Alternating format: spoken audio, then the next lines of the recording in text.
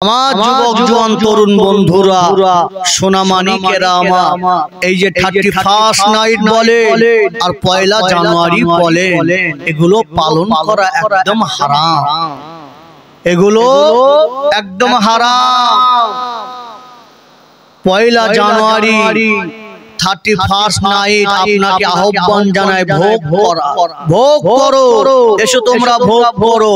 কিন্তু ইসলাম ভোগের শিক্ষা দেয় না, ইসলাম শিক্ষা দেয় বান্দাকে ত্যাগ করা। ইসলামে ভোগ করে আনন্দিত হয় না, ত্যাগ করার মধ্যে আনন্দিত হয়।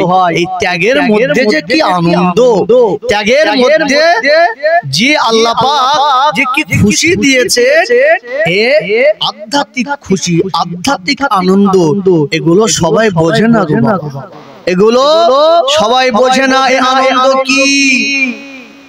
আল্লাহ পাক খুশির দিন দিলেন দুইটা, ঈদের দিন, বিবাহের দিন। বিবাহের মজলিসে ওলিমার ব্যবস্থা করে দিয়েছে আল্লাহ পাক। ঈদুল ফিতর নামাজে যাওয়ার আগে গরীব মিসকিনদের কথা ভাবতে বললেন, ফতরা আদায় করতে বললেন। ঈদুল আযহা আল্লাহ পাক হুকুম দিলেন, বান্দা গরিবের জন্য, মিসকিনের জন্য, অসহায়ের জন্য ভাবো, আল্লাহর উদ্দেশ্যে উৎসর্গ করো, মানুষের ভালো খাবারের ব্যবস্থা করো। মুসলমান ভোগ করে নয়, মুসলমান ত্যাগী হয়ে আনন্দিত হয়।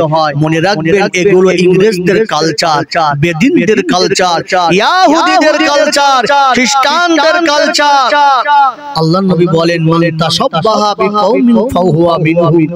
যে জাতির অনুকরণ করবে ওই জাতি সেই জাতির মধ্যেই গণ্য হবে। একটু বলেন না নাউজুবিল্লাহ।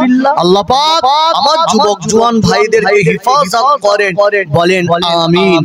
প্যারা হাজরানে মজলিস, আমার যুবক জওয়ান তরুণেরা এই অন্যায় থেকে দূরে থাকবে গো, এই অপরাধ থেকে দূরে থাকবে।